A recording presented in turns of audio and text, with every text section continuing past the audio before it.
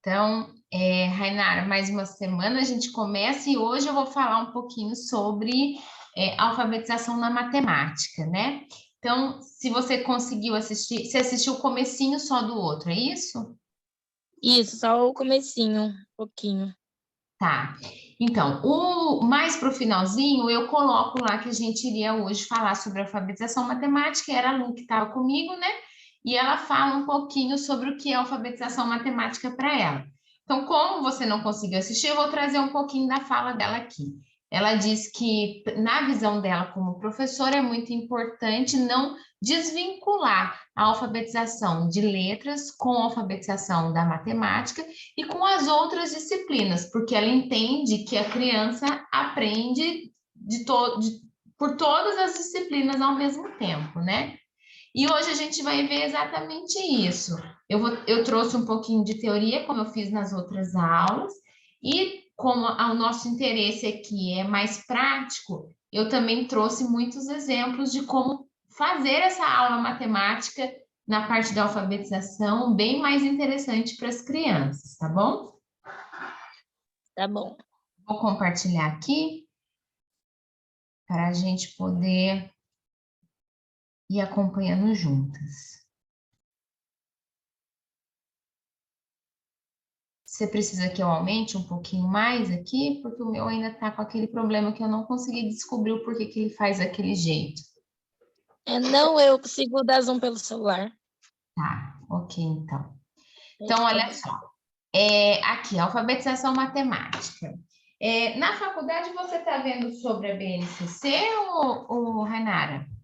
Muito, desde o primeiro semestre, eu acho. Então, e lá você já ouviu falar alguma coisa referente à matemática? Não, porque eu ainda não tive a metodologia de matemática. Ah, então tá bom. Então, ó, eu vou falando aqui, caso você tenha alguma coisa que você não entenda, você me dá um toque, eu paro, a gente fala, tá bom? A gente vai indo devagarzinho aqui, tá bom? Tá bom. Então, olha só, a BNCC traz para nós a questão do letramento matemático, né? O que é esse letramento matemático? Nada mais é do que a gente desenvolver todas as habilidades na área da matemática desse aluno. E como que eu faço para desenvolver essas habilidades matemáticas, né? Porque quando a gente está fora da escola e a gente escuta a palavra em matemática, a única coisa que vem na nossa cabeça é números, né? Então, se está aprendendo adição, subtração ou algum tipo de equação, quando o aluno é mais velho, isso está dentro da matemática. Mas, na verdade, a gente começa a matemática bem lá atrás. Quando a gente viu a aula de alfabetização letrada, né? Eu falei para vocês os pré-requisitos que a gente precisa para que essa criança tenha um bom aprendizado aí na parte alfabética, né?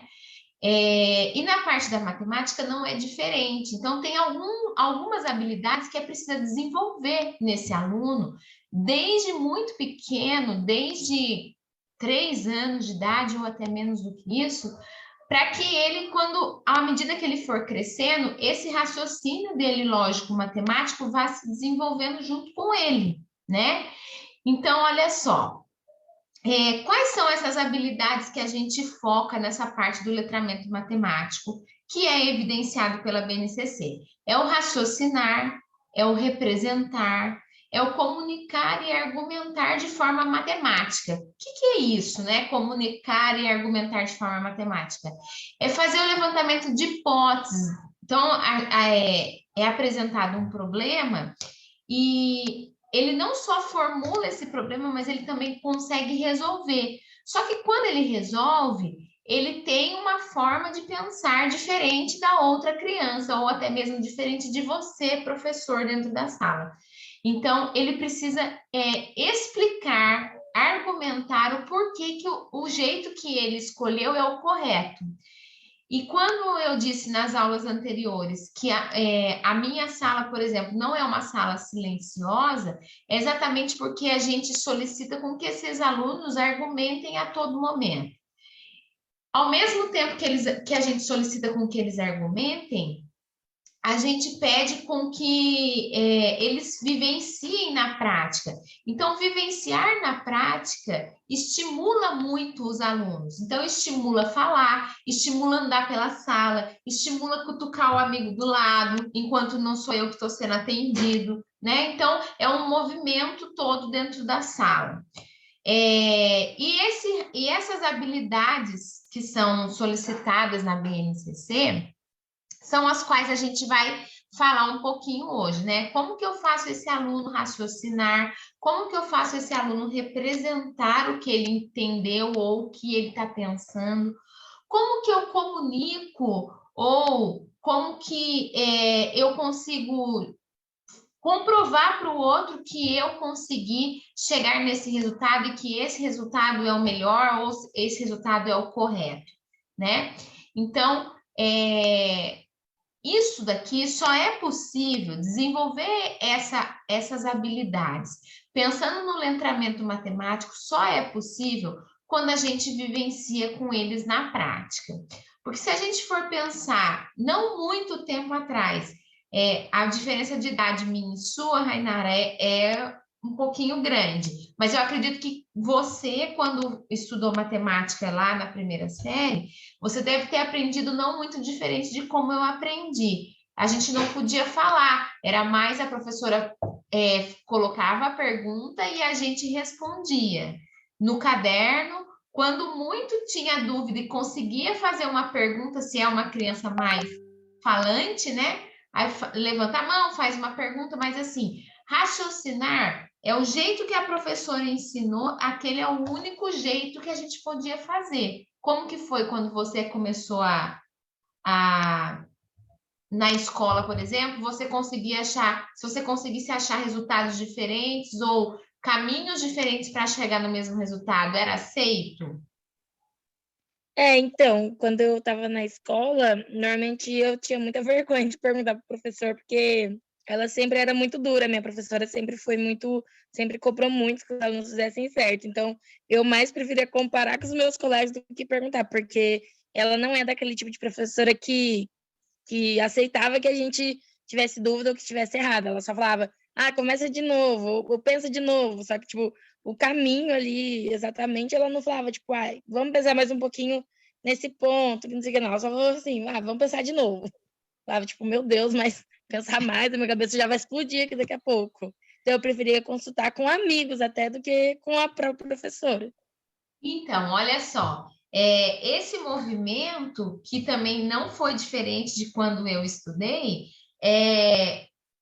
faz com que o aluno pode, por um lado, ele corte, né, essa linha de raciocínio, ou seja, eu tenho que fazer do jeito que ela quer para que eu consiga chegar no resultado e esteja correto. Eu não vou pensar de uma forma diferente para eu chegar no mesmo resultado, né? Então é aquela famosa correção por gabarito, aonde você não vê o processo que o aluno fez, você só vê o resultado final, né? Que o que interessa é o resultado final. Então, se tinha que dar 4, deu 3, eu não quero saber por que deu 3. Eu só preciso que chegasse no 4. Então, É meio que copista também, né? É a questão do copista. Se você usa um método diferente, às vezes o professor nem aceita que você use um método diferente do dele para fazer uma soma, por exemplo. Isso, então, aí você não desenvolve essa parte do raciocinar do aluno, né? E menos ainda de argumentar. Agora, quando você diz para mim, por exemplo, que você prefere comparar com os outros amigos, e daí o outro amigo, você olha a resposta do amigo e ele tenta te explicar como chegar no resultado, aí você está permitindo, você como professor, digamos assim, dos males o melhor, você está permitindo com que o colega do lado cresça comunicando e argumentando matematicamente para o outro colega que não conseguiu entender. Não é o ambiente mais favorável, mas você está contemplando uma das habilidades. Seria muito mais interessante se você mesmo, na hora que o aluno chegasse do seu lado na mesa, você dissesse para ele: Mas por que você seguiu esse caminho? Me explica como que você chegou nesse caminho. Enquanto isso, os outros estão ali na sala, você está dando uma atenção especial a esse.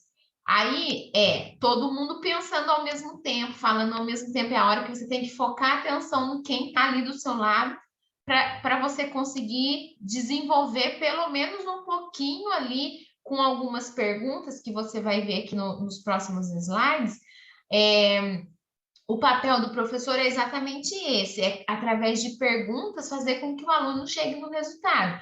Porque depois, esse aluno sai da sua sala, vai para uma outra sala, pega um outro professor, por mais que esse outro professor não tenha a mesma visão que você, esse aluno, pelo menos, ele internalizou que se ele não sabe, ele tem que ir em busca do conhecimento, né?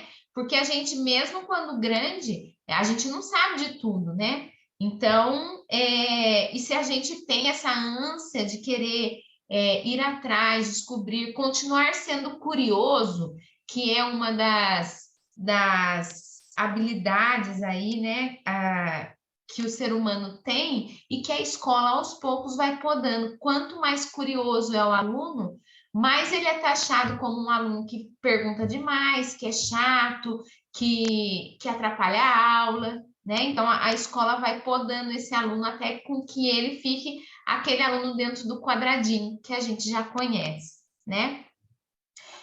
Então, desenvolver essas habilidades é o foco principal para a alfabetização matemática, tá?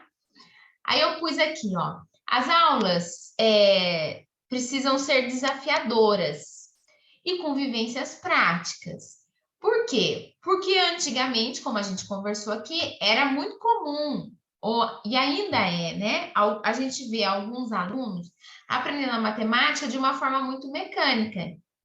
Então, por exemplo, eu estou introduzindo com os meus alunos lá no primeiro ano o raciocínio de como fazer uma soma, né? Então, a primeira coisa que eu fiz com eles foi dar o material concreto, palitinhos, e eu fui falando os números e eles iam colocando os palitinhos dentro do copinho e fazendo a soma sem saber que eles estavam somando, apenas contando os palitinhos para mim.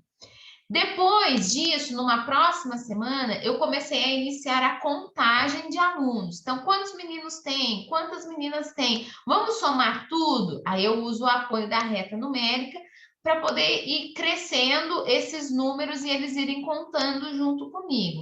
Isso é uma vivência prática, simples, porém é uma vivência prática. Diferente de que se eu colocar para eles lá, por exemplo, 2 mais 2 é igual a 4, decorado, né? Uma sequência. 4 mais 4 é igual a 8, né? A questão da tabuada, hoje em dia é um tabu essa questão da tabuada, né? Tem muita gente que defende a tabuada decorada e muita gente que é contra essa tabuada decorada. Existe entender qual que é o meu ponto de vista, entender o processo da tabuada, né? O processo da multiplicação. Isso deve ser muito bem explicado e muito bem embasado. A partir do momento que esse aluno entendeu como que chega nesse resultado, por que 2 vezes o 2 dá aquele resultado, por que eu faço vezes e eu não faço mais, ou eu posso fazer mais também para poder chegar naquele resultado. Então, o decorar da tabuada, no meu ponto de vista, é o final. Todo o processo antes deve ser vivenciado na prática. Então, a gente ainda vê esses alunos aprendendo de forma decorada. E o que acontece? As lacunas vão ficando para trás, porque, como você mesmo disse, você tinha medo ou vergonha de chegar na professora e perguntar para ela: professora, eu não entendi, dá para me explicar de novo, né? Então, para não fazer não se expor a esse ponto, então o aluno acaba se calando. E quando ele se cala, ele vai abrindo várias lacunas aí nessa aprendizagem. E a partir do momento que ele deixou uma lacuna para trás, para a gente poder tampar essa lacuna de novo, ou para a gente conseguir fazer com que essa lacuna deixe de ser um vale, para ele ser, por exemplo, uma planície, né? Para ele dar uma constância nesse estudo, fica muito mais dificultoso, principalmente quando a gente vai mudando de série, né? Então, vai pensando no segundo ano, no terceiro ano, no sexto, no nono. Então, existem alunos, a gente pega, quando a gente está na gestão, dentro da sala de aula é mais difícil a gente ter esse contato, mas quando a gente está na gestão, a gente vê que um aluno de sexto ano que não consegue fazer adição e multiplicação, por exemplo. E aonde está essa defasagem? Lá no primeiro ano, né? Que a professora não fez uma base muito forte, numa questão de prática mesmo, de vivência, de sanar todas as dúvidas antes de continuar. Agora, aqui eu só queria dar um destaque. A gente segue um planejamento. Se eu tenho uma sala com 20 e tantos alunos, eu não vou segurar a sala inteira por conta desse um que não está conseguindo avançar. Porém, eu não posso deixar ele para trás. Eu tenho que avanço no planejamento com os demais e sempre com o olho focado nesse um que não está conseguindo avançar o suficiente. Porque o que vai acontecer? Igualar, a gente nunca vai conseguir igualar a sala por completo. Mas a gente pode fazer com que aquele aluno eu comparar aquele aluno no começo do ano, ele com ele mesmo, e depois, no meio do ano, ele com ele mesmo, e a gente vê o que ele avançou, né? Então, sempre ter o foco nessa questão de não deixar nenhum aluno para trás. Isso eu falei, a Lu falou na semana passada também, na aula que a gente conversou um pouquinho sobre os estilos de aprendizagem. E Camila, isso que você falou sobre o avanço da aprendizagem do aluno é uma coisa que deveria ser levada em conta até mesmo no final do ano, na hora de aprovar ou reprovar, né? Porque às vezes aquele aluno não acompanha a sala, mas ele teve uma evolução lá do começo do ano para o final. É uma coisa que também eu já ouvi em discussões, assim, em salas de professores, que, mas no começo ele não sabia ler, mas no final do ano ele já está ali um silábico com valor ou alfabetizado, então tá ok, dá para jogar para outra professora e ela cuidar dos outros detalhes, né? Isso também para matemática. Sim, também na matemática. Na verdade, é o desenvolvimento do aluno como um todo, né? Não tem como a gente dividir. Esse aluno é língua portuguesa ou esse aluno é matemático e assim por diante. Até porque eles estão muito no comecinho, né? Se a gente for pensar em alfabetização, é muito início. Se a gente for pensar num aluno mais velho, o raciocínio deve ser o mesmo. Porém, o que acontece? Todos os professores precisam falar a mesma língua. E não, por exemplo, a professora do terceiro ano, por exemplo, tem esse raciocínio que você me trouxe agora, porém a do quarto já quer que os alunos cheguem de uma certa forma para ela caminhar daqui em diante, porque ela não vai retornar, entendeu? Então, aí o que acontece? Aí esse aluno vai ficar parado ali naquele ano. Por quê? Porque a professora não vai ter esse olhar de vamos ver o que ele já sabe, vamos puxando a partir do que ele já sabe, vamos caminhando a partir do que ele já sabe, e assim a gente vai trazendo ele cada vez mais. Ele acompanhar a sala toda pode ser que não aconteça, mas ele crescendo no desenvolvimento dele com ele mesmo, isso é muito comum a gente ver, por exemplo, Rainara, com alunos que são laudados, né? Alunos tidos como alunos especiais. Essa fala de, mas ele no início era assim, agora está assado. Essa fala com o aluno especial é muito mais presente do que com o aluno, entre aspas, tido normal, né? Quando, na verdade, todos nós temos dificuldades, né? Então, uma dificuldade apresentada num ano, por exemplo, pode ser sanada no outro facilmente, desde que a professora tenha esse olhar de diagnosticar onde que está a falha. Aí ela vai lá na pré-habilidade, desenvolve a pré-habilidade para conseguir caminhar adiante, né? Para não ficar aquele buraco no meio do caminho. Porque eu caminhar da onde eu estou, ou da onde a maioria da sala está, para frente e esquecer os outros que estão para trás, aí com certeza é um tiro no pé, tanto para você como professor, porque você se sente frustrado porque aquele aluno não avança, tanto para o aluno, porque ele se sente ainda mais frustrado, porque ele não consegue atingir a sua expectativa nunca, né? Então fica bem desafiador para os dois lados aí.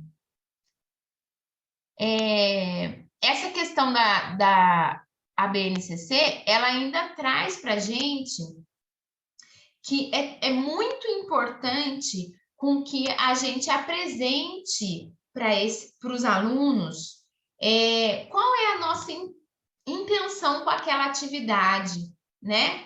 Então, para que isso? Com o principal objetivo para que aquele aluno entenda que ele não está ali, por exemplo, brincando só por brincar. Ele está brincando e aprendendo ao mesmo tempo, né? Então, aqui, ó, eu tirei uma frase da própria BNCC dizendo: na hora de escolher um jogo, então, quando você vai fazer um planejamento, por exemplo, você vai preparar a sua aula, você está pensando na sua sala como um todo, no que você quer desenvolver de habilidade ali. Então, você vai escolher um jogo matemático. Qual que é a sua intenção com aquele jogo? O que você quer que aquele aluno aprenda? A partir do momento que você tem isso claro na sua cabeça, quando você for iniciar a atividade, você fala para o seu aluno: olha, hoje eu escolhi o jogo do dominó, porque eu quero que o dominó que eu trouxe é um dominó de formas. Então, eu quero ver com vocês quem já consegue identificar as formas, o triângulo, o círculo, ou é um dominó de números. Eu já quero identificar quem já consegue fazer a contagem das bolinhas para poder encaixar certo. E daí, ao mesmo tempo, você já passa a regra do jogo e a aula acontece, né? Então, sempre mostrar qual é a sua intenção com aquilo. E isso também serve para quando a gente for falar mais para frente, mais para o finalzinho do nosso curso, quando você for falar com um professor, com um pai numa reunião. Então, você apresentar a sua forma de trabalhar e o porquê que você trabalha daquele jeito e dar exemplos, né? Então, olha, vocês vão ver que vocês vão receber uma atividade assim, assado. O que eu estou desenvolvendo nessa atividade? É isso, aquilo, outro. Porque daí o pai também vai tomando consciência que não é uma brincadeira. Sim, a gente faz de forma lúdica, mas não uma brincadeira sem pensar, né? Eu não sentei ali na hora e falei, vamos resolver brincar hoje, né? Então, é todo um planejado, tem todo um percurso a ser feito. Tô indo muito rápido, Rainara? Não, tá bom. Dá para entender bem. Então tá. Aqui, eu trouxe um outro ponto que a BNCC bate muito na tecla, né? E, por exemplo, a gente... Opa, tem mais um participante aqui, deixa eu ver quem está aqui. Vanessa. Boa noite, Vanessa. Tudo bem?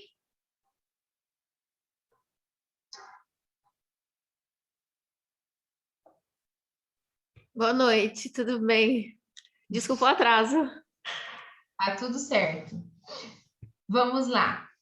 A BNCC também traz para a gente essa questão do aluno ser protagonista, né? A palavra protagonista está muito em moda hoje na educação, né? E para quem tem, por exemplo, contato com o ensino médio, como a gente tinha lá, Rainara, lá no Monjolinho, isso é uma fala muito comum, principalmente agora, nesse ano, no novo ensino médio, alunos protagonistas no ensino médio. Então, o que seria aluno protagonista? Vocês já ouviram falar essa palavra? Camila, pelo que eu vejo, é aquele aluno que ele consegue ter tanta experiência que às vezes ele consegue ajudar um amigo, ou ele se destaca naquilo que ele faz. Não sei, eu penso que é algo assim, mas em questão, no caso da alfabetização, a minha professora fala bastante do protagonismo quando um aluno que sabe muito ajuda aquele que não sabe tanto, ou aquele aluno que traz uma experiência de casa onde que ele, tipo, fala assim, ai, tia, eu já fiz tal coisa com a minha mãe, já sei fazer tal coisa, talvez isso? Isso. O aluno protagonista, ele é tido aqui na escola, né, como aquele um que é o centro de todo o processo de ensino-aprendizagem, né? Então, por exemplo, quando ele traz uma experiência vivida na casa dele, né, como você está colocando aí, ele traz essa experiência e você se utiliza daquela experiência e faz com que a aula se desenvolva a partir daquilo que ele trouxe, ou aquela aula mesmo, ou vocês combinam uma outra aula, porém, são eles que trazem as ansiedades deles, vamos dizer assim, né? Você tem um currículo a seguir, você tem uma linha de raciocínio que você precisa seguir, você sabe aonde você está e aonde você quer chegar, mas eles, os alunos, direcionam para você como desenvolver isso que você precisa. Então, é como se o aluno fosse o centro. Então, vamos pensar, por exemplo, num lago. Quando você joga a pedrinha no lago e forma aquelas ondinhas, é como se o aluno protagonista fosse aquela pedrinha que caiu no lago. E todo o movimento que faz em volta daquela pedrinha que caiu é o processo de ensino-aprendizagem. Então, ele está ali, ó, no centro, movimentando todo aquele processo, para ficar muito, muito mais fácil de entendimento aí. Então, ele sim, ele pode auxiliar o colega de uma forma proativa? Pode, deve até, inclusive, porque daí a gente já desenvolve as habilidades nele também de argumentação. Ele traz um assunto de casa para que a gente trabalhe na aula, então ele também é o agente principal ali daquele processo de ensino-aprendizagem. Você está observando que aquele aluno não avançou tanto, então você caminha com os demais e prepara uma atividade diferenciada para aquele ali. Então você tá, de um jeito ou de outro, você está deixando ele ser protagonista da história dele e não comparando ele na sala como um todo. Então é como se você olhasse ele no individual e ele traz esse movimento para toda a aula, né? Então, aqui eu pus aqui, ó, que eles possam trazer as suas experiências e ideias para realmente compreender o que eles estão fazendo. Então, eles têm que entender o que eles fazem ali na escola, e até por isso, no slide anterior, coloca a importância do professor explicar o porquê que eles estão fazendo aquela atividade, como que vai ser feita, né? Então, tornar-se o aluno um auxiliar, digamos assim, mais um membro possível ali dentro da sala que possa trazer experiências novas, aprendizados novos, caminhos novos, né? Explicações diferentes para o mesmo assunto. E aí... até uma oportunidade, né, Camila, de trabalhar aquela metodologia da sala invertida, talvez, né? Sim. Onde o aluno traz o conteúdo e explica, e traz já sabendo para falar para o professor e para os colegas, né? Isso, que é uma das metodologias ativas, né? Que é a aula invertida. Exatamente isso. Às vezes a gente não consegue, por exemplo, o aluno traz um assunto e a gente não consegue desenvolver na aula ali com o assunto que ele trouxe hoje, uma aula hoje, até porque a gente já tem algo planejado. Mas a gente consegue puxar um assunto e deixar uma pontinha do fio para que a gente termine esse assunto, desenvolva esse assunto num outro dia. Mas deixar claro que foi ele que trouxe isso, que é por isso que a gente está estudando, entendeu? Então, mostrar para ele mesmo que o que ele sabe interessa muito para nós. Não só o professor sabe de tudo, como quando a gente estudava, né, no fundamental, era assim, né? Então, a gente não sabe nada e o professor é que sabe tudo. Então, eu tenho que prestar atenção, porque o professor já está com a vida ganha, eu que sou aluno preciso aprender, né? Na verdade, não é bem assim. Hoje em dia, a gente sabe que a gente já chegava com muita coisa que a gente sabia, mas a gente não podia falar que a gente sabia, né? Então, é um outro movimento. Então, essa palavra do protagonismo, que é deixar esse aluno à frente dessa aprendizagem, é uma palavra muito utilizada na BNCC. Até falei que parece moda, né? Porque realmente a gente escuta falar bastante disso. E aí a BNCC, quando coloca que o aluno tem que ser protagonista, o que a gente, olhando para o professor, a gente pensa? Né? Por exemplo, nessa fala que eu trouxe anterior aí, de que o aluno é o centro do lago, né? A pedrinha ali do lago que movimenta tudo isso. Mas aí você pode até pensar assim, mas calma aí, eu, professora, dentro da sala, o que eu faço? Qual que é o meu papel dentro da sala, se é o próprio aluno que vai direcionar, entre aspas, né? Essa aula, esse andar da carruagem aí. É aí que a gente vê o quão importante é o papel do professor, porque o professor é exatamente o mediador, vamos dizer assim. Ele instiga, ele media o pensamento daquele aluno e ele instiga, ele desafia para que esse aluno aprenda ainda mais, ou esse aluno traga ainda mais curiosidades para a sala de aula, ou esse aluno faça ainda mais questionamentos dentro da sala de aula, desenvolvendo até mesmo a questão da fala e do raciocínio mesmo. Então, qual que é o foco principal desse professor dentro da sala de aula de alfabetização, seja ela matemática ou letrada? É planejar boas perguntas, sempre perguntar para o aluno, não aceitar ou recusar o que esse aluno trouxe. Não são duas situações de tá certo, muito bem, ou tá errado, senta lá e pensa de novo. Não, como que você chegou nesse resultado? Explica para mim, por que você foi por aqui e não foi por ali? Aí ele tenta te explicar, ele não consegue chegar numa explicação palpável para você entender. Você faz uma outra pergunta diferente, de forma diferente, até que ele consiga chegar num resultado final ou numa explicação ali que seja possível de que os outros também consigam entender, né? Então, o papel do professor também é de protagonista. Ele está ali no lago, no centro do lago, junto com o aluno. Porém, é diferente o movimento do lago quando o professor está junto. Só o aluno sendo protagonista, é como se não precisasse de professor, vamos pensar assim. Mas como seria uma sala sem professor? Uma sala sem alguém que vai direcionando e puxando esse aluno. A importância do planejamento é muito grandiosa, né?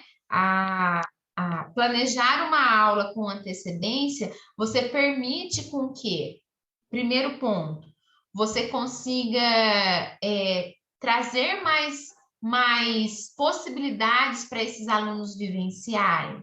Segundo ponto, você consegue instigar ainda mais os seus alunos, porque você está envolvida com aquilo, né? Você planejou aquilo, você está ansiosa para ver como esses alunos vão receber aquilo. Então, o papel principal do professor é no planejamento, né? No antes é o planejamento, no durante é fazer boas perguntas, que é a famosa intervenção, né? A gente intervir na hora certa, no momento certo, com a pergunta certa. E no pós, né? Quando você senta para olhar como que foi aquela aula, como que foi o resultado de cada um dos alunos, né? Registrar aquilo, fazer na aula passada, a Lu mostrou até a questão do diário de bordo, né? Fazer o registro de como que esses alunos estão se desenvolvendo, até mesmo para você conseguir mensurar a comparação do aluno com ele mesmo e não do aluno com o restante da sala, né? Bom, aqui, como que a gente desenvolve essas habilidades na prática, né? As habilidades do raciocinar, do argumentar, do favorecer o trabalho em grupo, até mesmo que o trabalho em grupo permite com que você argumente as suas ideias, né? Eu respeite o seu caminho, eu escolhi esse caminho, você escolheu esse, e a gente chegou no mesmo resultado. Então, tá tudo bem. Como que a gente vai desenvolver tudo isso na prática de uma sala de aula? Principalmente pensando na questão matemática aí, né? Eu coloquei aqui para vocês. É investir em aulas que desafiem. Então, é desafiador. É tornar o momento para aquele aluno desafiador. Então, o que é desafiar? Eu fui procurar lá no dicionário um significado assim sucinto, né? Desafiar é lançar uma provocação, é provocar para um desafio, é iniciar, é estimular, é convidar, é enfrentar, ou tudo isso nada mais é do que você permitir com que o aluno questione e continue sendo uma pessoa ou um ser humano curioso, né? Então, trazer aulas desafiadoras, aulas provocativas, aulas que fazem com que o aluno pense no que foi proposto para ele, com que ele se envolva de uma forma que ele queira voltar amanhã para ele poder continuar aquilo, né? Então, e essa é a proposta da alfabetização matemática, sem lacunas, né? Sem deixar com que esse aluno cria aquela questão de, agora é hora dar aula de matemática. Eu não gosto de matemática, né? Então, você já vai desenvolvendo isso no aluno. E não só na matemática, né? Quando a gente desafia o aluno, principalmente quando eles são muito competitivos, né? A gente desafia, eles superam o que a gente imagina que eles estão, até onde eles conseguiriam atingir, né? Então, por exemplo, lá na sala, a Vanessa está aqui, não vai me deixar mentir sozinha. A gente tem uma aluna, a Valentina, que ela fala cada coisa que eu fico assim, meu Deus, como que ela com 6, 7 anos, acho que ela tem 6 anos, como que uma menina de 6 anos traz tantos assuntos assim, de formas tão comuns, né? Para ela é muito comum. E sempre quando a gente desafia a sala com uma pergunta, ela é uma das primeiras que fala, que tem uma forma de argumentar. Nem sempre a argumentação dela é a das melhores, mas ela sempre fala. Então, é uma criança que a gente vê que essa parte matemática dela vai ser muito bem desenvolvida, porque ela consegue resolver problemas quando não são problemas sentimentais, mas quando são problemas assim mais lógicos, de mais raciocínio, da parte mais racional, ela consegue desenvolver facilmente, sem nenhum tipo de dificuldade. Aí eu coloquei aqui, o que seriam então aulas desafiadoras e convivências na prática, né? Então, é trazer prática social para a matemática dentro da escola. Então, o que é isso? É a gente, contextualizar. E antigamente, como que isso era chamado? Hoje chama de contextualização. Antigamente era chamado de interdisciplinaridade. Essa palavra interdisciplinar não está muito utilizada atualmente, mas nada mais é do que contextualizar. Mudou o conceito apenas, né? Então, é contextualizar a contagem. Então, eu vou trazer os números, eu vou trazer o raciocínio lógico, eu vou trazer as situações, problemas do contexto dos alunos. Eu não vou trazer, por exemplo, como acontecia com a gente. A gente tinha uma sala de, sei lá, 30 alunos com 30 nomes diferentes e a cartilha conseguia trazer um nome que nunca tinha ninguém na sala. Então, por exemplo, um exemplo. O José foi à feira e comprou 3 bananas, 2 laranjas, 4... Eram situações que poderiam acontecer? Sim, mas são situações muito distantes da nossa realidade. Contextualizando, a gente traz tudo isso para o dia a dia do aluno, né? Então, por exemplo, como eu dei o exemplo da contagem dos alunos, a gente aprende a somar, a gente aprende o raciocínio da soma, somando meninos e meninas, né? Então, ou por exemplo, a gente vai fazer um jogo de trilha e daí a gente vai somando os pontos. Então, é contextualizar aquilo no dia a dia do aluno, né? Trazer a contexto, contextualizar seria isso. Então, aqui traz, ó, os brinquedos, brincadeiras, jogos, materiais que a gente manipula dentro da sala, seja com palito, tampinha, o que for. Textos, registros, gêneros textuais, a própria calculadora, o celular. Hoje em dia, para quem tem acesso, né, tem os softwares que falam sobre essa parte mais do raciocínio lógico dos alunos, né? Então, é trazer a matemática para algo muito próximo deles. Então, por exemplo, fazer uma leitura de gráfico, não ser aquele bicho de 7 cabeças, é trazer um gráfico simples. Ele conseguiu subir o degrauzinho daquele gráfico, você traz um gráfico um pouquinho mais dificultoso. Isso é trazer para a realidade do aluno. E o assunto do gráfico, por exemplo, é um assunto que faça parte do dia a dia dele. Então, não trazer um assunto totalmente fora do contexto para que ele não se envolva com aquilo, né? Tornando o aluno protagonista nesse ponto, é você observar qual é o assunto que eles gostam de conversar na sala. Por exemplo, o desenho favorito, ou até mesmo o brinquedo favorito, os jogos, o que eles gostam de fazer, porque daí você vai trazendo isso para os contextos, seja da parte tanto de língua portuguesa quanto da matemática, né? Então, trabalhar com esse aluno na forma como um todo, né? Não deixar ele estanque aí. Eu trouxe aqui alguns, como a gente fala das aulas práticas, né?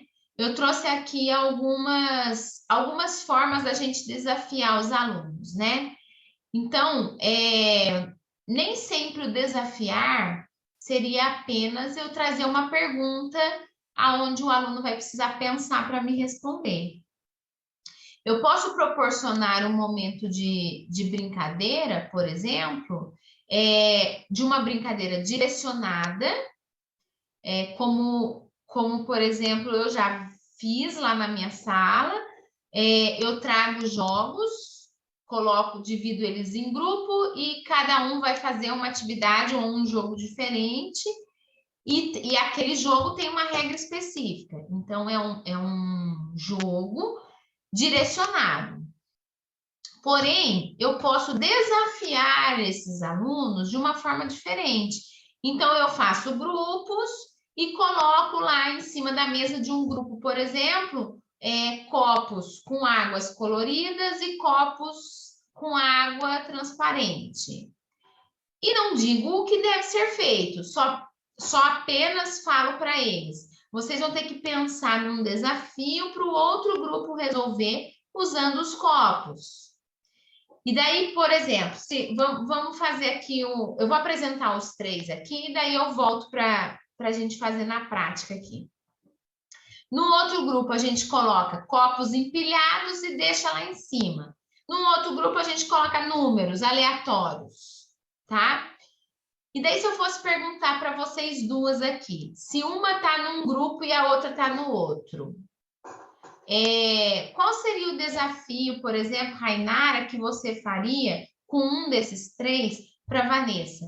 E qual, Vanessa, você faria com um desses 3 para Rainara?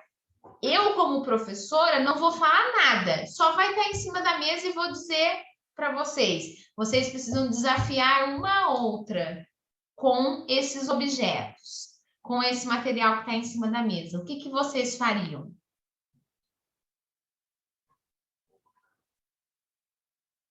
Aí, assim, de última hora, Assim, para pensar, né? Nossa, Não, acho que eu sou Não muito sei, eu acho tradicional. que de repente, se eu tivesse, sei lá, com um grupo de números, eu, de repente, numa sala de primeiro ano, não sei, desafiaria de colocar do menor para o maior, em alguma outra série que eles já estão um pouquinho aprendendo sobre par e ímpar, eles separarem por grupos pares e ímpares. Não sei, eu acho que eu faria alguma coisa assim. ótimo, então olha só, é um Porque desafio. criança pensa simples, né? Então não tem como ser algo muito trabalhado. Por isso que você não vai direcionar nada. Você vai colocar lá em cima e vai falar para a criança. Você vai desafiar um outro grupo. E eles vão pensar. Na verdade, o desafio é o quê? Uma situação, um problema que o outro grupo tem que resolver. Então, se o seu grupo falar para o grupo da Vanessa, vocês vão ter que colocar do menor para o maior, o grupo vai se juntar para colocar os números do menor para o maior. E aí eles têm que ter muitas conexões aí na cabecinha deles e na argumentação do grupo como um todo, para eles entenderem que o 1 é o menor número, que o 3 é maior que o 1, então ele vem depois, que tem um número no meio, né? Então são muitas coisas que a gente movimenta aí num desafio entre crianças que a gente, como adulto, olha e fala: nossa, é muito fácil isso. Mas é isso mesmo, Rainara, é essa a proposta. Vanessa, tem alguma para a Rainara? Eu acho que dos copos com água, falaria para colocar na ordem do que provavelmente teria mais quantidade de água, ou assim, do menor para o maior, de tamanhos copos diferentes, talvez. Eu não sei se seria copos com o mesmo tamanho ou não, mas a quantidade de água mudar para eles colocarem na ordem. Então, olha para vocês verem a importância do planejamento, tá vendo? Ó, vocês, por exemplo, na aula da Rainara, o interesse é com que eles coloquem em ordem crescente. Na aula da Vanessa, o interesse é o mesmo, da ordem crescente. Então, como que a Vanessa tem que planejar esse copo? Ela tem que planejar o copo com quantidades de águas diferentes, se é esse o objetivo, ou tamanhos de copos diferentes, né? Eu vou sugerir para vocês outros desafios aqui que já aconteceram, que eu já vi acontecer, né? Crianças que têm mais sacada, porque eles, ao mesmo tempo que pensam simples, eles têm umas sacadas que a gente não tem, né? Esse um dos copos coloridos, eu vi eles desafiando o outro grupo para colocar, utilizar todos os copos, tanto os da água transparente quanto dos coloridos, porém num padrão, né? Eles não falaram essa palavra, mas assim, era num padrão. Então, eles tinham que usar todos os copos e não podia repetir dois da mesma com a mesma cor do líquido juntos. Então, o outro grupo, como que o outro grupo resolveu? Colocou um colorido, um transparente, um colorido, um transparente, um colorido, um transparente. Então, poderia ser que não fosse isso que o primeiro grupo que desafiou tivesse pensando, mas a partir do argumento que eles deram, que teria que usar todos os copos e não poderiam ter duas cores iguais juntas, eles pensaram em colocar um padrão, um sim, um não, um sim, um não. E tá tudo bem, tá tudo certo. Esse foi o desafio e foi atingido. Com os copos aqui, fazer a torre de copos, né? Ou montar a maior uma para os que têm mais conseguem desenvolver mais, né? O argumento ou até mesmo o raciocínio. Uma torre de copos com o menor número de copos, né? Ou com o maior número de copos, ou com uma base mais comprida. Então, tem várias questões que você, como professor, de primeira, você não vai falar nada. É um grupo desafiando o outro e você vai observar como é o raciocínio de cada um, tanto de quem está formulando o desafio quanto de quem está sendo desafiado. E depois, numa próxima aula, numa outra situação, aí sim você pode trazer um desafio seu, se esse desafio não apareceu, né, em nenhum dos momentos. aqui no outro slide eu trouxe mais algumas outras sugestões. Então, por exemplo, você põe uma mesa cheia de tampinhas de cores diferentes, tamanhos diferentes. O que pode acontecer? Eles pedirem para dividir de acordo com a cor, dividirem de acordo com o tamanho, né? Ou até mesmo não ter relação com cor e tamanho, mas sim com contagem. Eu quero 10 grupos de 5, por exemplo, né? Num outro grupo pode ser, por exemplo, revistas e papel, tesoura, cola, né? Num outro, bolinha de gude com o pegador e o copinho. Então, assim, você acaba, de uma forma ou de outra, você, quando sentou para planejar quais os materiais você traria, e veja que nenhum dessas 6 opções que eu trouxe para vocês, nenhuma delas é algo caro, que eu preciso, nossa, elaborar. Não, é algo muito simples, aonde eu só estou propondo com que esse aluno pense numa situação problema e resolva a situação problema, né? Então, proporcionar aulas assim, não tem como a gente fazer, por exemplo, numa sala de fundamental, isso todos os dias. Não tem como. Mas é possível a gente separar um momento da semana, por exemplo, para desafiar, para a gente começar a instigar esses alunos a pensarem de forma diferente. Então, por exemplo, eu até hoje não levei nenhum tipo de desafio voltado para isso, né? Na minha aula, nas minhas aulas, de fazer com que eles pensem na situação problema. Mas eu já tenho ali muitos alunos que têm um amadurecimento, mesmo do raciocínio lógico, que conseguiria facilmente desenvolver desafios para outros colegas, né? E quando esse desafio vem de um colega para outro colega, ou seja, de igual para igual, isso tira aquela responsabilidade de eu ter que acertar. Eles entram na questão da competitividade e não no acerto e erro, né?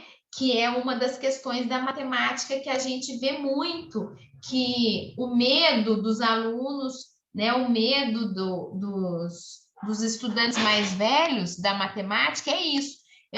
Se eu não acertei, eu errei, né? Não tem um meio termo aí. Por exemplo, eu acertei o processo, mas errei o final da conta. Não existe isso. Eles pensam só que eu errei, né? Então, desenvolver isso neles também faz parte. Até aqui tudo bem, meninas? Tudo bem. Aqui eu trouxe um pouquinho para a gente ir direcionando e finalizando aqui todo esse raciocínio aqui da alfabetização matemática. Eu trouxe o que é uma sala preparada para alfabetização matemática, né? O que é uma sala onde o professor pensa, tem o cuidado de pensar nessa questão da matemática, mesmo quando não está tendo aula de matemática propriamente dito, né? Quando não pensa, não está ali separado uma habilidade matemática. É uma sala onde tem a oferta do estímulo matemático de fácil acesso a qualquer um dos alunos. Então, aqui, ó, o quadro numérico, né? Uma tabela numérica, onde os números são apresentados. A reta numérica, que também é a forma como os números são apresentados, porém, de uma forma fixada como uma reta mesmo, né? Para que eles tenham consciência da sequência, né? Desses números.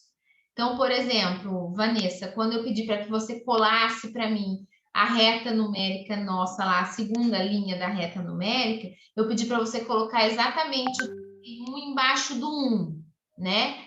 Com a intenção de que eles entendessem que a unidade está ali junto com o número, né, inicial, né?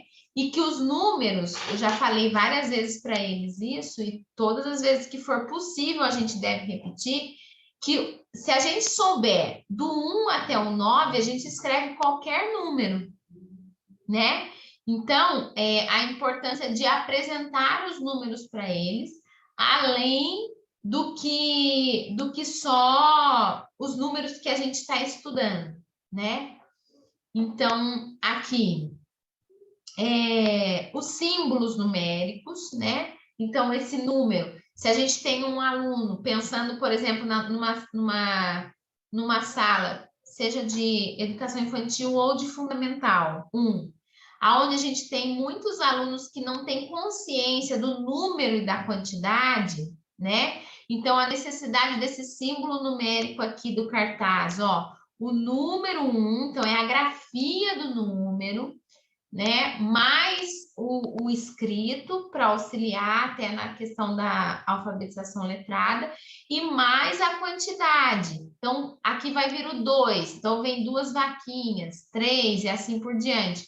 Pode ser um desenho já pronto, pode ser um desenho pode ser uma montagem que vocês vão fazer juntos na sala. Eu gosto muito de preparar as coisas junto com eles.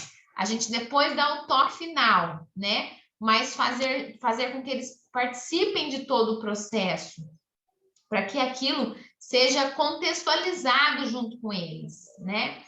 Então, ter o símbolo numérico para fazer o apoio para esses alunos que têm mais dificuldades, né?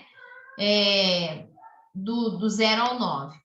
Depois, potes com diferentes materiais de contagem. Então, se a gente tem a opção de ter as pecinhas de Lego, de montar tampinha, palito, o que for, tudo que é parecido, que a gente pode juntar, que dá uma consciência de sequência, né? De contagem, de números. Então, eu tenho um pouquinho mais de recurso, então eu tenho um ábaco, por exemplo, na minha sala. Ok, também tá valendo. Eu não tenho tanto recurso, mas a gente usa com palito, a gente usa com tampinha, tá valendo também. A questão não é o que é apresentado, mas sim como a gente apresenta aquilo para eles, né? Então, tem o material dourado também, que é um outro material também muito utilizado. Eu não sei se vocês já tiveram... A Rainara disse que não começou a aula de matemática ainda. Vanessa, você já teve alguma aula explicando como funciona uma aula de material dourado? Não, ainda não. Não. Então, a gente depois até pode pensar num momento desse, por exemplo, da gente vivenciar como é dar aula com material dourado. Não é uma Eu aula... tenho, hein, que eu roubei do kit do meu sobrinho ano passado.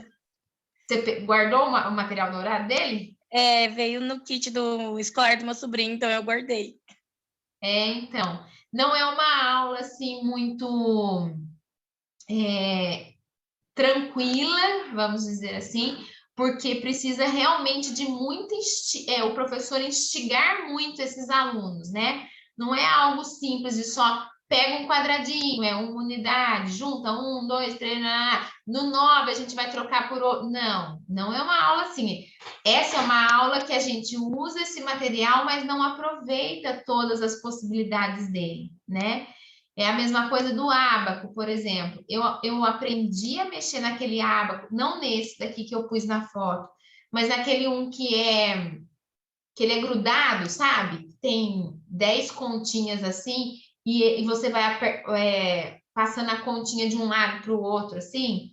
Eu aprendi a mexer naquele ábaco, nossa, quando eu estava já muito velho na sala de aula, porque eu não entendia como que fazia a contagem naquilo lá. E para eu conseguir entender, meu Deus, quando eu entendi, falei, nossa, mas que coisa simples, por que nunca ninguém me explicou, né?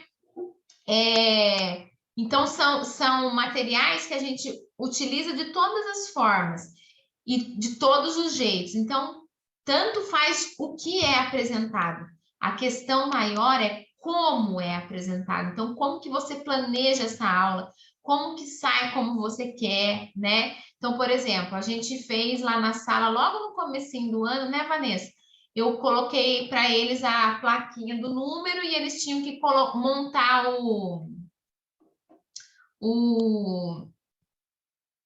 ai, como que chama isso aqui? Bloco de montagem? Lego. Lego. Eles tinham que ir montando o Lego de acordo com a quantidade do número da plaquinha. Aí eles fizeram uma rodada, eles fizeram bonitinho, olharam o número e colocaram o Lego correto. Depois, na próxima rodada, eles já não queriam mais saber de número nenhum, eles queriam só brincar. Tudo bem, né? Se a gente conseguiu pelo menos uma vez e a gente conseguir ver como que aquele aluno está contando, como que ele se utiliza da estratégia para fazer a contagem, ok, então a gente respeita o momento dele. Por quê? A gente está levando um brinquedo para eles, né? Então, querer fazer algo maçante e quadradinho demais, não vai rolar, porque é um brinquedo, é algo do contexto do dia a dia deles, aonde eles brincam aleatoriamente com aquilo, né? Não contando e empilhando com relação a números, né? Então, é tudo isso que quando a gente vai planejar a aula, a gente precisa pensar, né? A questão do tempo, o quanto que você quer observar daquele aluno. Se é um aluno que não tem muita atenção, então você já foca a observação, o começo da observação já naquele aluno, porque você sabe que ele vai perder o foco muito rápido, né? Então, é tudo isso que a gente precisa pensar ao planejar a aula, né? Depois aqui, outras possibilidades dentro da sala de aula. O calendário, né? Eu coloquei 2 opções de calendário aqui, mas existem várias opções de calendário. Lá na sala eu tenho esse calendário simples, já feito, pronto, que sou eu que marco no calendário. E temos o calendário na folha, onde eles vão marcando. A gente vai ter uma aula, eu acho que é a 5ª aula, se eu não me engano, ou a 6ª, agora eu não me lembro, estou sem a minha anotação aqui, sobre qual é o objetivo da gente ter uma rotina no início da aula, né? E o calendário é um desses pontos que a gente toca na questão da rotina, né? O que a gente aprende com o calendário? O que a gente explora com esse calendário, além dos números, do 1 até o 31? A gente explora muita coisa, a gente explora os dias da semana, a gente explora a contagem, a gente explora o mês, a gente explora que um dia, depois do outro, existe o ontem, existe o amanhã, né? Então, a gente explora como que está o tempo, se está sol, se está chuva, até mesmo a grafia do número, quando esse aluno tem que preencher, como é o meu caso, que eles que preenchem o número, né? A gente explora a sequência numérica, então os alunos mais espertinhos já fazem um calendário sem com que eu fale o que precisa ser feito, porque já entenderam que ontem foi dia 18, então que dia que eu tenho que colocar hoje? É o 19, porque o 19 vem depois do 18, né? Então, tudo isso a gente vai mexendo com esse calendário, né? O quadro dos aniversariantes. Então, tem a opção de fazer dessa forma, onde a gente divide os meses, né? E coloca o nome dos alunos, daí já consegue trabalhar nome, consegue trabalhar meses também. Ou então fazer direto nesse calendário aqui, onde eles mesmos anotam o nome deles no dia lá, e aí eles ficam, a gente consegue explorar quantos meses faltam, quantos dias faltam, né? Eles ficam, por estar no contexto deles, né? Eles ficam enlouquecidos com isso, e para eles parece uma brincadeira, mas na verdade a gente está desenvolvendo muitas outras coisas aí que eles não estão nem percebendo, né? Outros 2 itens necessários numa sala onde é preparada para alfabetização matemática: um relógio, seja ele de analógico ou de ponteiro, né? E uma régua de medição, né?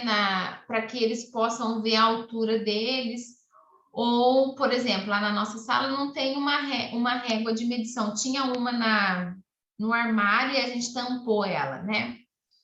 Mas quando a gente foi trabalhar a medição da altura, eu trouxe uma trena para poder fazer a medição deles. E daí, a partir da trena, a gente tirou o tamanho do barbante, né? A gente colocou numa sequência a foto deles de primeiro, segundo, terceiro, quarto, onde já trabalha o número ordinário, né? Sem eles estarem percebendo que a gente está trabalhando dessa forma. Então, são várias coisas que a gente vai trabalhando, várias habilidades que a gente vai desenvolvendo, que são todas elas voltadas para a matemática, mas que no dia a dia a gente como professor acaba nem se atentando tanto a isso, né? Porque a gente entende que matemática seriam só números, né? Uma outra, as outras duas propostas que eu trouxe aqui seriam uma sala onde contenha jogos, né? Sejam eles jogos de tabuleiros, jogos pré-fabricados, seja jogo da memória, seja o próprio Lego, boliche, o que for. São jogos para que eles consigam uns desafiar os outros com aquilo. Quebra-cabeça é um jogo muito que as crianças gostam muito e desenvolve muito bem a questão do raciocínio lógico do aluno, né? Porque ele tem que olhar a parte, o todo, ver aonde que a parte se encaixa no todo, quantas peças faltam, se é um quebra-cabeça com vários tamanhos de peça, então já começa ele tendo que selecionar as peças de um quebra-cabeça e de outro, né? Então, o jogo sempre é bem-vindo numa sala de alfabetização e em qualquer sala, porque todo mundo gosta de brincar, né? De jogar, de brincar, de ser desafiado. E a última proposta aqui que eu trouxe é a questão da calculadora. A calculadora, para depois que eles já adquiriram bem o conceito da adição, subtração, multiplicação, divisão, a calculadora ela é usada como um aliado, né? Até mesmo para que esse aluno consiga se certificar do que aquilo que ele fez está correto, né? Então, por exemplo, quando eu fiz um curso pela prefeitura mesmo, acho que uns 7 anos atrás, ou um pouquinho mais que isso, que era sobre o pacto da alfabetização na idade certa, a gente tinha uma caixa de matemática, onde cada aluno tinha uma caixa com materiais dentro dessa caixa, e esses materiais matemáticos, né, eram para que os alunos pudessem manipular sempre que eles sentissem necessidade. Então, por exemplo, tinha uma calculadora, tinha uma fita métrica para cada um dos alunos, tinha... o que mais que tinha? Deixa eu lembrar aqui. Tinha palitos, tinha dominó. Então, o dominó era feito de papel, né? Não era um dominó mesmo, mas tinha dados. Então, eram materiais matemáticos que desenvolvia essa parte matemática, só que era dividido em caixinhas, cada um tinha a sua, né? Então, se a gente tem a possibilidade hoje de trabalhar em grupo, fica ainda mais fácil, né? A gente não precisa de tanta quantidade assim, a gente consegue colocar eles em duplas ou em quartetos, trios e desenvolve a atividade do mesmo jeito, né? Então, aqui, nesse slide aqui, eu finalizo, né, a questão da sala preparada para uma alfabetização matemática sem lacunas, né? Onde você instiga esse aluno a todo momento a olhar para aquilo, a pensar naquilo, mesmo que ele não esteja atento àquilo, ele está batendo o olho e está vendo sempre, né? E isso pode acontecer tanto na sala de fundamental, para séries iniciais, como para as salas da educação infantil mesmo, né? independente da idade desses alunos, todo o estímulo é bem-vindo. E daí aqui eu reservei para vocês um vídeo, né? Esse vídeo, eu acho que, se eu não me engano, ele tem uns 18 minutos, não, tem 28 minutos ou 30 minutos, aonde elas conversam, né? A entrevistadora conversa com a... Ah, agora eu me esqueci o nome dela. Conversa com a entrevistada aqui, falando sobre a alfabetização matemática. E ela traz de uma forma muito assim, clara e objetiva, a partir das perguntas de quem estava assistindo a live naquele momento, ela vai respondendo as perguntas e vai falando sobre a alfabetização matemática. Então, eu vou, depois que a gente terminar aqui, eu vou compartilhar com vocês o link. Aí, se vocês tiverem a oportunidade de assistir, é muito, muito interessante. Ela faz um resumão, digamos assim, de tudo isso que a gente conversou aqui e traz algumas outras explicações diferentes do que a gente fez, tá? Bom, meninas, por hoje, a nossa proposta seria essa.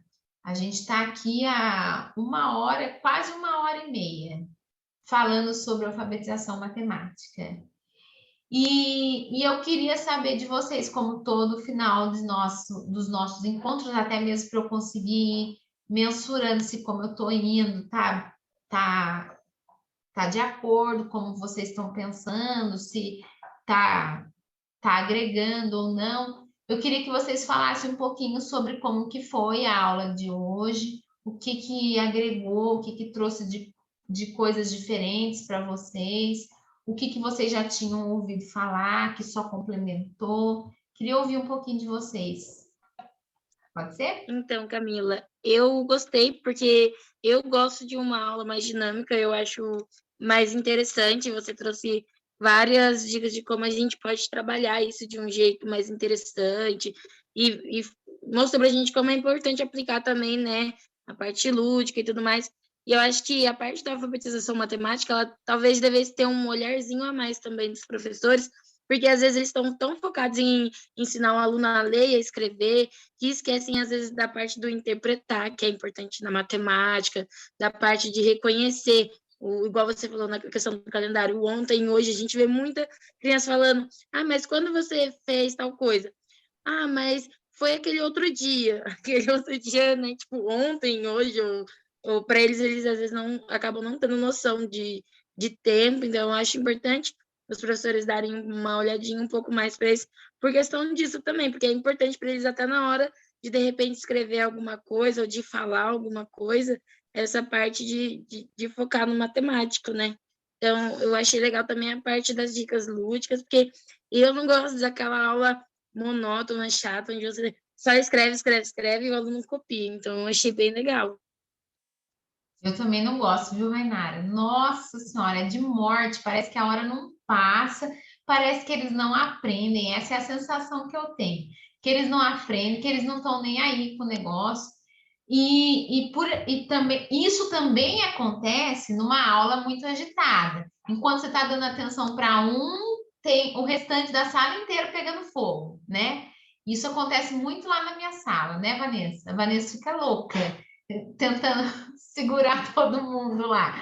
Mas é muito isso.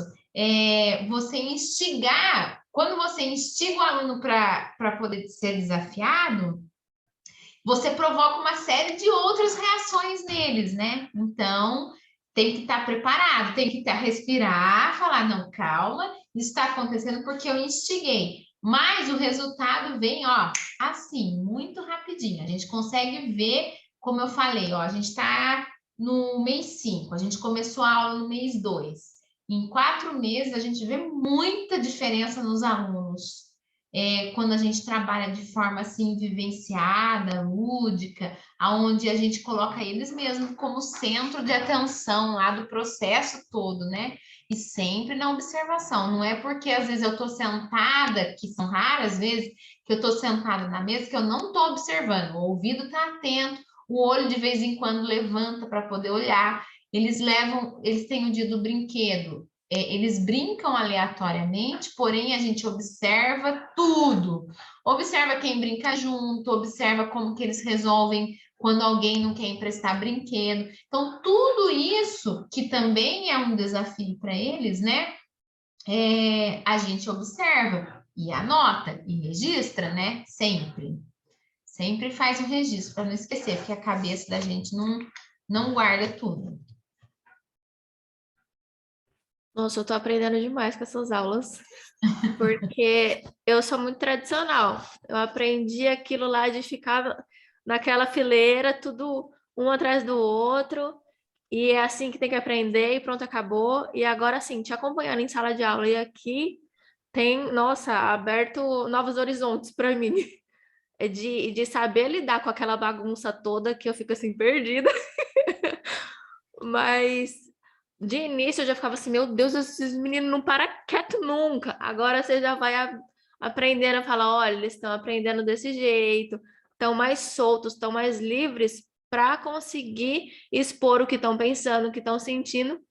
Mas assim, é um grande aprendizado de verdade. Para mim, tá sendo excelente. Vanessa, para mim também é um desafio, porque a gente quer instigar, quer com que eles aprendam de forma lúdica, mas tem hora que o barulho realmente deixa a gente sem paciência, né? Então, é um momento que às vezes eu paro e falo, calma, eu sei que eles estão aprendendo, então eu posso continuar dessa forma. Então, por exemplo, hoje, com a proposta, por exemplo, que a gente vivenciou lá do alfabeto, o que eu percebi? Eles estavam ali como protagonistas, porque foram eles que escolheram qual o objeto que eles trariam. Eles teriam que escrever o nome na folha, eles entenderam o porquê de tudo aquilo, porém, eu quando era chamada, eu era um momento só chamada, o restante todo, eles estavam super agitados. Então, o que aconteceu? Eu vou ter que retomar com eles, agora já com o abecedário lá em cima, que você colocou, né? Para que a gente retome novamente as palavras e os objetos trazidos, porque eu não consegui atingir 100% do que eu queria, mas eu também entendi que eu não atingi porque eles estavam demais de agitados, porque eles estavam sentados em grupos de 4, e eu já percebi que quando eles estão sentados muitos juntos, a atenção desfoca mais rapidamente. Então, ó, tudo é uma questão de observação. E é para a gente analisar. Eu sei que quando eu cheguei aqui em casa, eu até comentei com meu marido, falei, nossa senhora, não tô querendo ouvir um som, porque eu ouvi muito barulho lá na sala. Mas assim, saí feliz de dentro da sala, apesar de muito cansada e cansada mentalmente, né? Mas eu saí feliz porque eu vi que eles estavam envolvidos, mesmo que fosse por 10 minutos, que era o tempo que eles ficavam lá para escrever a palavra, e me trazer o objeto, mesmo dessa forma, eu saí realizada, entendeu? Não 100%, mas saí. Mas é um aprendizado todos os dias mesmo. Uma das coisas que me deixou muito feliz hoje, por exemplo, não sei como que foi depois que eu fui embora, mas a Clarice não pediu para dormir e não dormiu sentada na cadeira hoje, né? Então, é tudo que a gente precisa observar. Olha, a aula estava movimentada, mas eles estavam envolvidos, porque ela não perdeu o interesse, né? Não quis dormir em nenhum momento.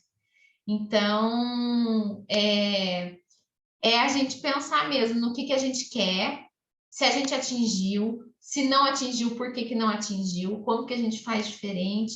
E essa proposta da aula vivenciada, como eu já falei nas outras vezes, e volto a repetir, não vai ter aula silenciosa em aula vivenciada, não vai. Se o professor, então, for um professor que gosta de aula quieta, então nem propõe atividade vivenciada, porque o aluno não vivencia de forma quieta, você já percebeu lá, né?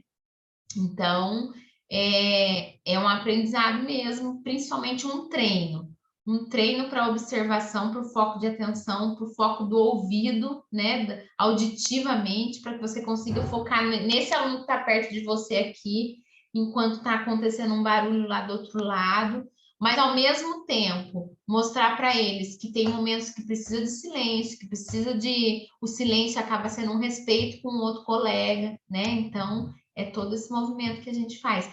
Na verdade, numa sala de aula, não só na alfabetização, numa sala de aula é impossível você trabalhar uma coisa sozinha, estanque. Quando você traz alguma proposta, você já está trazendo um monte de outras coisas juntas, né?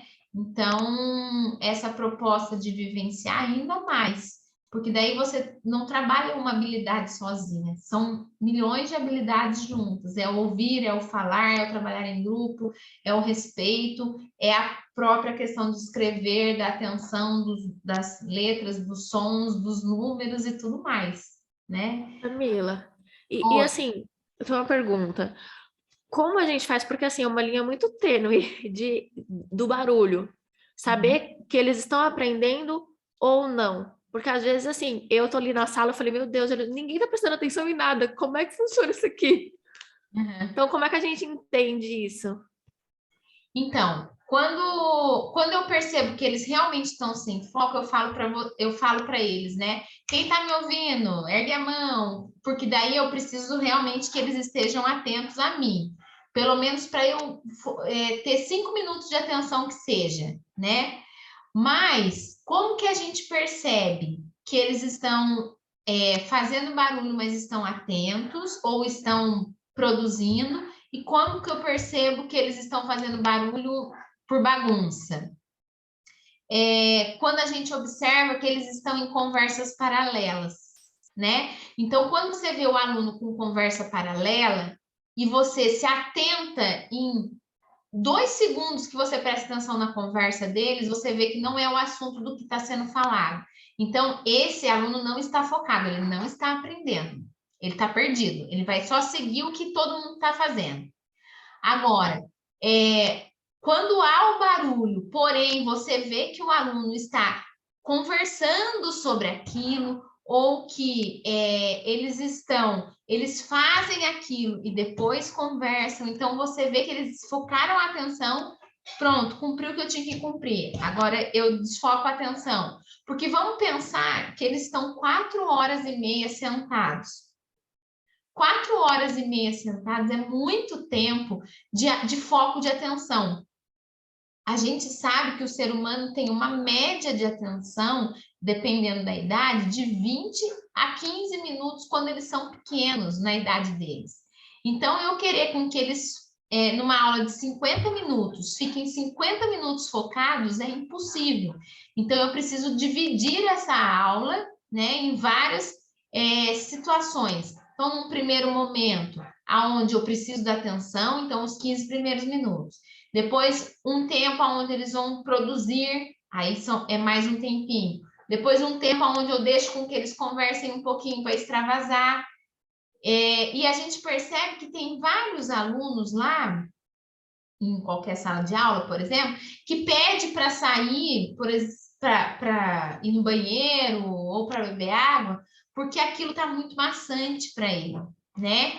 Então, está cansativo, eu já perdi meu foco de atenção, eu preciso sair, preciso esparecer, eu preciso ver gente diferente, eu preciso olhar para lugar diferente, só para eu conseguir esparecer e voltar. Então, respondendo a sua pergunta, como que a gente sabe que esse aluno está aprendendo ou não? É a observação. A gente precisa observar. Então, você observa, você pergunta, e você pode ver que todas as vezes que eu pergunto, por exemplo, eu digo o nome de um aluno, né? Então, vamos lá, Vanessa. O que eu acabei de falar, Vanessa? Explica para a sala o que eu falei. Se eu fiz isso, é porque eu já percebi que esse aluno não está focado. Então, eu preciso da atenção dele. Então, olha para mim. Quem está me ouvindo, bate palma, bate isso, bate aquilo. Entendeu? Então, por quê? Eu preciso com que esse aluno, pelo menos por 15 minutos, esteja ali junto comigo. Ou 5 minutos, que seja. O tempo que for demorar a minha explicação. Depois ele pode sim conversar, até ele deve conversar para que ele consiga extravasar, e na próxima vez que eu precisar da atenção, ele se atende. Mas o foco principal para você saber aí a diferença se ele está bagunçando ou se ele está apenas fazendo o barulho necessário para a aula vivenciada é a observação. Então, observa. Então, eu observei, porém passou alguém batido. Eu não prestei atenção nesse alguém e ele passou batido. Na próxima aula, eu vou fazer uma atividade não tão vivenciada, mas que atinja o mesmo objetivo da aula vivenciada. Se ele sentir dificuldade em fazer aquela atividade, é sinal que ele não prestou atenção lá, que ele não aprendeu. Então, eu preciso voltar com ele. Entendeu? Então, sempre a gente preparar duas formas, que é o conteúdo da aula passada, que a gente foca na parte visual, auditiva e sinestésica. Então, o sinestésico seria as aulas vivenciadas propriamente ditas. E o visual e o auditivo seria uma segunda opção para você se certificar com que esse aluno realmente estava atento à sua aula ou não. Deu para explicar ou eu falei demais e compliquei mais? Não, deu para explicar, deu para entender sim. Obrigada. Então, meninas, ó, é isso. O nosso encontro de hoje foi esse. Que bom que eu estou conseguindo auxiliar vocês aí nesse crescimento, nessa formação de vocês, e eu tenho certeza que vocês vão chegar na sala de aula um dia e vão lembrar de mim, vai falar, nossa, a Camila falou isso e ó, é isso mesmo que acontece. Porque é muito diferente quando a gente está lá na frente da sala. A Vanessa já passou por uma situação dessa, né, Vanessa? Quando a gente está à frente da sala, é muito diferente da teoria toda, né? Então, quando a gente tem toda a teoria na cabeça, mas a gente não sabe na prática, a gente fica inseguro. Mas a partir do momento que a gente vai vivenciando, a gente vai pegando as situações e vai conseguindo ficar mais tranquila. E daí, quando você está mais tranquilo, os alunos também ficam mais tranquilos, né? Você passa isso para eles. E eles vão te dando um retorno ainda maior e melhor, né? Então, fico muito feliz que tenha dado certo até aqui. A minha proposta inicial seria não gravar as aulas, mas por situações a gente está vendo que é necessário fazer a gravação. De um lado é bom, porque vocês ficam com as aulas gravadas, como eu falei para a Rainara no início, vocês ficam com as aulas gravadas e podem assistir outros momentos, quando vocês estiverem ou tendo que apresentar alguma coisa na faculdade que tenha esse assunto, então você já tem aí algumas ideias, ou mesmo vivenciar na sala de aula, tá? Então, fico bem feliz mesmo, de verdade. Na semana que vem, a nossa aula é sempre na quinta-feira, né? Porém, na semana que vem, no dia 26, eu já tenho um outro compromisso que já estava agendado antecipadamente. Então, o que eu vou fazer? Na semana que vem apenas, eu vou gravar a aula e vou mandar para vocês na quinta-feira, tá bom? Então, a gente não vai se encontrar de forma online, mas vocês vão ter a aula da mesma forma, tá bom? Então, eu vou mandar para vocês, vai ter que ser no YouTube, porque o Instagram não está aceitando 1h30 de conteúdo, né, de vídeo. Então, eu jogo no YouTube e mando para vocês o link para vocês poderem acessar, tá bom? Tá bom, Camila. Então, tá jóia. Ótimo, sim. Bom restinho de quinta-feira para vocês.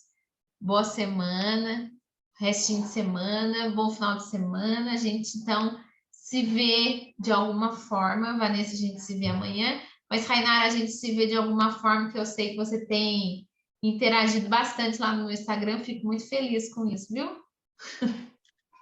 Tem que interagir. Você até falou sobre a gente lembrar de você na sala de aula, mas eu lembro da sua gestão até hoje, até dou sugestões lá na escola sobre as coisas que você fazia com a gente no ano passado e tá funcionando super bem lá. Que bom, muito bom. Fico feliz por isso. Quem está lá com você é a Sandra? As duas são Sandras, né? A diretora e a coordenadora. Uhum. Que bom, fico muito feliz. Manda um beijo para ela, viu? Para a diretora. Eu não conheço a coordenadora, conheço só a diretora. Mando sim, pode deixar. Tá bom, um beijo para vocês, meninas. Até mais. Beijo, boa noite. Tchau, boa noite.